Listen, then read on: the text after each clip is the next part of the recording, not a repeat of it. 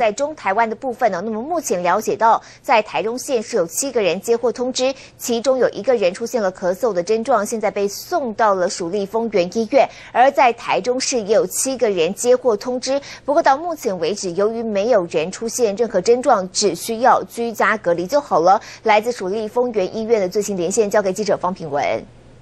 好的，主播各位观众，台湾出现第1起 H1N1 的确诊病例哦。那么根据疾管局的通报呢，台中县一共有10位的民众有跟这一名澳洲籍的外籍医师同班飞机过。不过根据这个卫生局他们过滤之后呢，确定是发现有7位民众是住在台中县。那么其中呢，有1名46岁的洪姓男子是住在潭子，因为他出现了一些咳嗽的症状，所以在今天下午1点左右是已经被送进了蜀立丰原医院的隔离病房来进行采样检查。那么另外6位民众呢是还没有出现任何有关流感的症状，所以目前是在居家隔离，卫生局也有进行预防性的投药。那么除此之外呢，在台中市方面呢，也有7个人和这一名外籍医师是有同班飞机，都在进行居家隔离预防性的投药。那么卫生局也表示呢，最快可能明早的报告就会出炉，这些人到底有没有感染 H1N1。以上详尽情况，我是把时间还给台北棚内。好，评文带我们来看到是在台中县市，现在跟确诊病例同一班机的，现在找出了14个人，其中有1个人出现了咳嗽的症状，